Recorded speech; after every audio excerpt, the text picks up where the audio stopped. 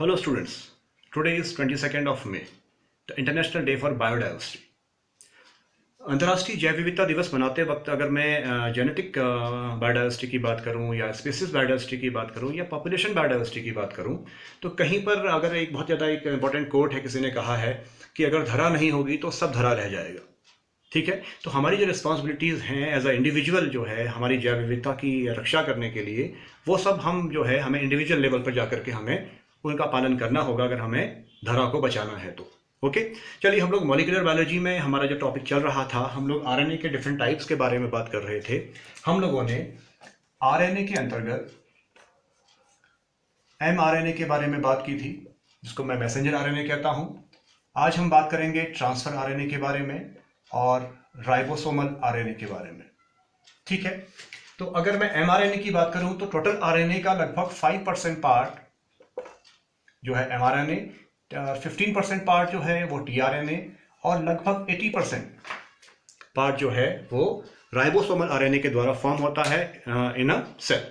ठीक है, तो अब हम जो बात करेंगे, हमने पिछली बार जो बात की थी एमआरएनए की बात की थी और वहाँ पर हमने बहुत सारे इसके जो है कोडिंग नॉन कोडिंग साइट्स के बारे में बात की थी। हम लोगों ने जो है इनिशिएशन और टर्मिनेशन कोडॉन की बात की थी। हम लोगों ने बात की थी नॉन कोडिंग और कोडिंग सीक्वेंसेस के बारे में, यूक्रोमेटिन के बारे में, हेट्रोक्रोमेटिन के बारे में। और हम लोगों ने जो है जैकब और मोनेट की जब हमने बात की थी तो हमने कहा था कि 1961 में उन्होंने ये बताया था कि एक ऐसा मॉलिक्यूल है जो कि सेल के अंदर न्यूक्लियस में जिसका क्या हो रहा है, सिंथेसिस हो रहा है और जो जेनेटिक इंफॉर्मेशन को in the form of codon जो है वो कैरी कर रहा है। क्लियर। अब अगर मैं एमआरएनए के बाद एक दूसरे इंपॉर्टेंट फॉर्म ऑफ आरएनए की बात करूं, जिसको मैं टीआरएनए कह रहा हूं और जिसका नाम है, टी का मतलब ट्रांसफर आरएनए। ठीक है, अब ट्रांसफर ऑफ व्हाट, किस चीज का ट्रांसफर कर रहा है। ठीक है, तो जेनेटिक जो सीक्वेंसेस होते हैं एमआरएनए के अंदर, जेनेटिक सीक्वेंसेस ऑफ एमआरएनए जो हमने पिछली बार पढ़ा था, ये सारे जो सीक्वेंस हैं इनको एमिनो एसिड के फॉर्म में ट्रांसलेट करने का काम, इनका जो ट्रांसलेशन होगा, जिसको मैं अनुवादन भी कह देता हूं, इस ट्रांसलेशन का जो कार्य होगा वो ट्रांसफर आरएनए के द्वारा होगा।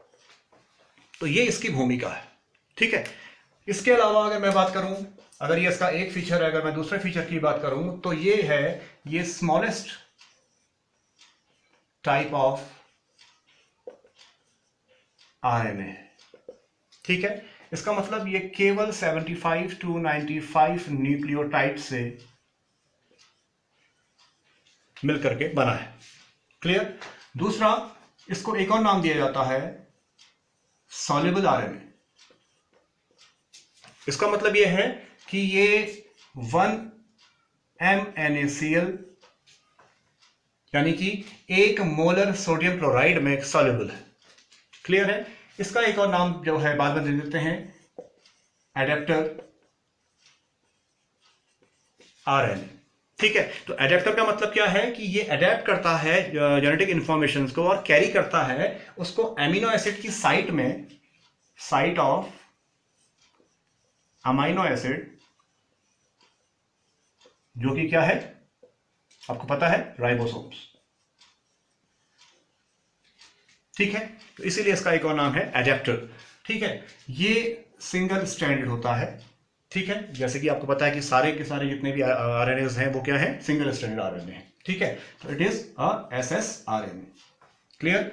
इसके अलावा 20 टाइप ऑफ टीआरएनए पाए जाते हैं। ठीक है, जो 20 प्रकार के अमाइनो एसिड्स को क्या करते हैं, कैरी करते हैं। ठीक है, तो यानी कि 20 प्रकार के अमीनो एसिड्स पाए जाते हैं तो उतने ही प्रकार के क्या होंगे, ट्रांसफर आरएनए भी होंगे। ठीक, इसका जो एक स्ट्रक्चर है that is known as clover leaf structure. ठीक है, तो क्लोवर लीफ स्ट्रक्चर जो है वो एक क्लोवर लीफ पाई जाती है बेसिकली। ठीक है, अगर मैं उसका स्ट्रक्चर बनाऊं इस प्रकार से,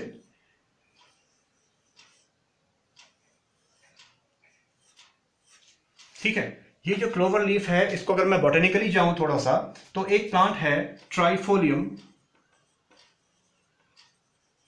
रेपिंस, ठीक है, it is a angiospermic plant. तो एक ऐसा एंजियोस्पर्मिक प्लांट है जो कि फैमिली इसकी है फैबेसी, यानी कि फैबेसी कुल में पाया जाने वाला ट्राइफोलियम रिपेंस नामक का जो प्लांट है, उसकी लीफ का स्ट्रक्चर इस प्रकार से है, जिसको हम कह देते हैं क्लोवर लीफ। और इसका जो आपका स्ट्रक्चर, अगर ध्यान से यहां देखेंगे तो मैंने जो यहां पर एक माइक्रो स्ट्रक्चर बना रखा है, ठीक है, उससे जो है काफी मिलता है, रिजेंबल करता है, ठीक है। तो इसको जो है रॉबर्ट हॉले ने 1965 में ये स्ट्रक्चर जो है प्रपोज किया था, उस समय जब वो ईस्ट में आरएनए का सिंथेसिस कर रहे थे। तो during the synthesis of east RNA, Robert Hawley propose the structure of clover leaf model in 1965। Okay, तो ये आरएनए का जो है एक कुछ स्टेप्स हैं जिसके जो आपको याद करने हैं आने वाले कॉम्पिटिशन्स के हिसाब से भी और सीबीएसई के हिसाब से भी। अब अगर मैं थोड़ा सा इसके स्ट्रक्चर की डिटेल में जाऊं,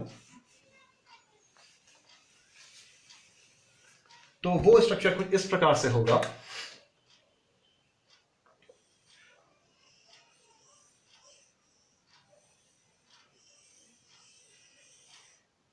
यहां पर एक लंप होता है और यहां पर फिर से इस प्रकार से ये एक स्ट्रक्चर जो है आपको दिखाई देगा। ये वाली आर्म जो है थोड़ी सी बड़ी होगी, ठीक है। इनको हम कह देंगे, ये अगर 3 प्राइम एंड है और ये 5 प्राइम एंड, ठीक है। ये जो स्ट्रक्चर आपको दिख रही हैं, इस प्रकार की शाखाएं टाइप की दिख रही हैं, इसको हम कह देते हैं आर्म। और ये थोड़ा सा जो उभरे हुए स्ट्रक्चर हैं, थोड़ा सा जो है स्वेलोड हैं, इनको हम कह देते हैं लूप, ठीक है। तो आर्म की बात अगर हम करेंगे तो 1 2 3 और 4 4 आर्म हैं और 1 2 3 3 लूप इसमें जो है वो पाए जाते हैं, ठीक है। तो इसे कई बार हम आर्म लूप स्ट्रक्चर भी कह देते हैं या लूप आर्म स्ट्रक्चर कह देते हैं। तो लूप हमारा फर्स्ट ये है, सेकंड ये है और ये थर्ड ये है, ठीक है। 5 प्राइम एंड में हमेशा एक क्वेश्चन आ जाता है, मेडिकल में कई बार पूछा जाता है कि 5 प्राइम एंड में जो बेसेस होंगे, क्योंकि यहां पर क्या है, यहां पर बेसेस है,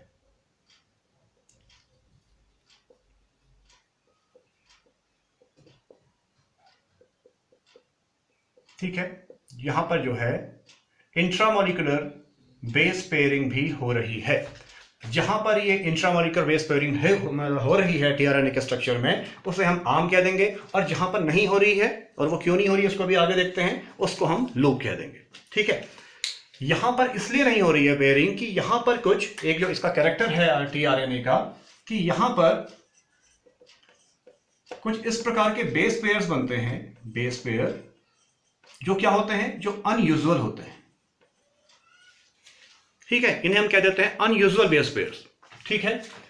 इसके अलावा इनको हम मॉडिफाइड बेस पेयर के नाम से भी कई बार जानते हैं, ठीक है, अनयूजुअल या मॉडिफाइड। और कई बार जो है इनका एक और नाम है, इनको एबनॉर्मल भी कहा जाता है। These are also known as abnormal base pairs, ठीक है। ये ऐसे बेस पेयर्स हैं, अचानक से क्या हो जाता है, डेवलप होते हैं।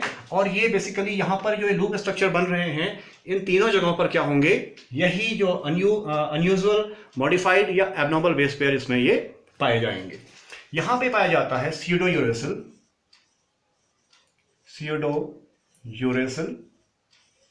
ठीक है, as an abnormal base pair. यहां पर पाया जाता है आइनोसाइन, और यहां पर पाया जाता है DHU या डाई हाइड्रो यूरेथ्रिन, ठीक है। तो ये इसको हम DHU भी कई बार कह देते हैं। तो ये तीन जो हैं, ये इस प्रकार के बेस पेयर हैं जो थोड़ा सा क्या है, मॉडिफाइड हैं, अनयूजुअल हैं, और यहां पर जो है ये एबनॉर्मल भी कहे जाते हैं। इनके थ्रू जाकर के यहां पर प्रोजेक्शन हो जाता है। क्लियर हो गया। अब ये जो स्ट्रक्चर अभी मैंने आपसे कहा था कि ये स्ट्रक्चर कैसा है, सिंगल स्ट्रैंडेड आरएनए है ये भी, ठीक है। तो जो टीआरएनए है वो भी क्या है, सिंगल स्ट्रैंडेड स्ट्रक्चर है। लेकिन अगर इसको आप इसका स्ट्रक्चर आप देखेंगे तो ऐसा लग रहा है कि ये डबल स्टैंडर्ड, ठीक है। ऐसा इसलिए होता है बेसिकली क्योंकि अगर मैं जो मेरा सिंगल स्टैंडर्ड स्ट्रक्चर है टीआरएनए का, अगर इसको थोड़ा सा उठाऊं, ठीक है, तो क्या होगा कि इसके जो भी जिसमें जो बेस लगे हुए हैं वो बेस आपस में पेयरिंग कर देते हैं। जब आमने सामने आते हैं इस प्रकार से तो उनके बीच में पेयरिंग स्टार्ट हो जाती है। पेयरिंग होने की वजह से क्या होता है कि इस प्रकार का स्ट्रक्चर फॉर्मेशन इसमें होता है, जहां पर एक ही स्ट्रैंड के जो बेसेस हैं वो आपस में पेयरिंग कर देते हैं, उनके बीच में हाइड्रोजन बॉन्ड फॉर्मेशन होना स्टार्ट हो जाता है, ठीक है। तो ये स्ट्रक्चर बनता है 5 प्राइम एंड में। हमेशा ये क्वेश्चन आता है नीट में, कई बार आ गया है मेडिकल एग्जामिनेशन में, कि यहां पर कौन सा बेस होता है। तो यहां पर आपको पता होना चाहिए कि यहां पर हमेशा ग्वानिन होता है, ठीक है जी, जिसको हम ग्वानिन भी कहते हैं, ठीक है। यहां पर जो सीक्वेंस होती है बेस पेयर की 3 प्राइम एंड में वो CCA होती है, ठीक है। अब क्योंकि ये 3 प्राइम एंड है तो यहां पर जो है फंक्शनल ग्रुप के रूप में हाइड्रोक्सी ग्रुप यहां पर जो है प्रेजेंट रहता है। इसके अलावा यहां पर जो है ये जो साइट होती है, यहां पर जो है अमीनो एसिड जो है अटैच करते हैं, ठीक है। तो इसको हम अमीनो एसिड अटैचमेंट साइट भी कह देते हैं और कई बार इसको हम अमीनो एसिड बाइंडिंग साइट भी कह देते हैं, बाइंडिंग या फिर अटैचमेंट साइट। तो 3 प्राइम जो आपकी साइट है that is known as amino acid या बाइंडिंग या फिर अटैचमेंट साइट। इसके अलावा हमारा ये जो फर्स्ट लूप है, या फिर इसमें फर्स्ट सेकंड और थर्ड लूप की बात करूं, इसको हम कह देते हैं T-Psi-C लूप। जो फर्स्ट लूप हमारा है इसको T-Psi-C लूप भी कहा जाता है, ठीक है। इस T-Psi-C में T क्या है? T इज थायामीन, ठीक है। अब आपको पता है कि थायामीन तो डीएनए में होता है, आरएनए में तो होता है नहीं। तो ये क्या है? It is a exceptional case यहां पर ये पाया जाता है कि यहां पर आपको हमेशा याद रखेंगे कि 3 प्राइम एंड है उसके बाद जो फर्स्ट लूप है वहां पर थायामीन प्रेजेंट होता है लूप में, इसलिए उसको T-Psi-C लूप कहते हैं। अब इसमें जो ये साई है इट इज स्यूडो यूरेसिल जो कि एक एब्नॉर्मल बेस पेयर है, और सी आपको पता है साइटोसिन है, ठीक है। एक लूप हमारा जो सेकंड लूप यहां पर है इसको हम कहते हैं एंटी कोडॉन लूप। अगर मैं इसको इधर कर दूं, it is known as anti codon loop, ठीक हो गया। अब ये एंटी कोडॉन लूप जो है बेसिकली इसका मतलब क्या हो गया कि अगर मैं यहां पर एक mRNA का स्ट्रैंड फॉर्म करूं, उसका भी अगर ये 5 और 3 प्राइम एंड है, तो आपको पता है कि इसमें जो है निश्चित दूरी पर क्या होंगे? नाइट्रोजनस बेसेस लगे होंगे, ठीक है। तो अगर यहां पर एक ट्रिपलेट के रूप में माना यहां पर जो है A, U और G है, ठीक है, तो ये भी क्या करेगा? इसके संग पेयरिंग करेगा। और आपको पता है पेयरिंग में A के साथ क्या होगा? हमेशा थायामीन होता है in the case of DNA, पर यहां पर क्योंकि आरएनए है तो यहां पर ये U के साथ बॉन्ड फॉर्मेशन करेगा, U A के साथ करेगा, ठीक है, और G जो है वो C यानी कि साइटोसिन के साथ बॉन्ड फॉर्मेशन करेगा, और यहां पर बनेगा एक anticodon loop. This one clear हो गया? आपके पास समझ में आ रही है इतनी? कोडॉन बेसिकली क्या है? कोडॉन जो है वो किसी भी जेनेटिक इंफॉर्मेशन को एक पर्टिकुलर जो है एमिनो एसिड के लिए कोड करता है, ठीक है। अब ये वाला जो लूप है ये डिसाइड ये करेगा कि कौन सा एमिनो एसिड जो है यहां पर जाकर के अटैच होगा। इस लूप का काम ये है, ठीक है। जैसे कि हमारा जो T-Psi-C लूप था, इसका फंक्शन क्या था? इसका फंक्शन ये था कि जो अगर आपने राइबोसोम का स्ट्रक्चर देखा है तो आपको पता है कि ये इसकी लार्जर सब यूनिट होती है और ये इसकी स्मॉलर सब यूनिट होती है, ठीक है। तो ये हमारा जो ये T-Psi-C लूप है ये इस ट्रांसफर आरएनए को यहां पर अटैच करने का काम करेगा।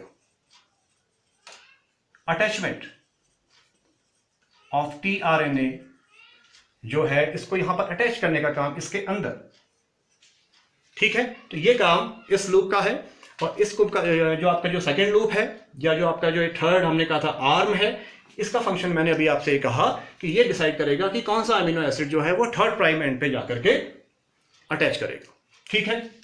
इसके बाद अगर मैं तीसरे लूप की ओर जाऊं तो दैट इज ये वाला लूप है, इसको मैं DHU लूप क्या कहते हैं, इसको DHU लूप या फिर D लूप भी कहते हैं, ठीक है, यहां पर एक एंजाइम है, बेसिकली इसका नाम है अमीनो एसाइल सिंथेटेज। ये एंजाइम यहां पर पाया जाता है। ये एंजाइम क्या करता है, ये एमिनो एसिड को रिकॉग्नाइज भी करता है और इसके अलावा इसको 3 प्राइम एंड में जो है अटैच करने का काम भी ये करता है ताकि ये यहां पर एक्टिवेट हो जाए। ठीक है, तो इस पर्टिकुलर एंजाइम का ये फंक्शन है कि ये पहचानेगा एमिनो एसिड को और एक्टिवेट करेगा 3 प्राइम एंड की पोजीशन पर। ठीक है, तो ये एक स्ट्रक्चर आपने देखा। हमारा जो इसको हम क्लोवर लीफ मॉडल कह रहे थे, जो कि रॉबर्ट हॉले ने 1960 में प्रपोज किया था। तो ये सारी की सारी चीजें इसमें ये हैं। आर्म की बात हो आपके क्लियर हो गई हैं, लूप्स की बात आपने समझ ली। तो ये स्ट्रक्चर है बेसिकली। इसमें कोई क्वेश्चन या क्वेरी आपकी होगी तो आप मुझसे डिस्कस करेंगे और फिर हम नेक्स्ट जो हमारा जो सेशन होगा, जो नेक्स्ट लेक्चर होगा, उसमें हम जो है फिर राइबोसोमल आरएनए के बारे में स्टडी करेंगे। Okay, thank you very much.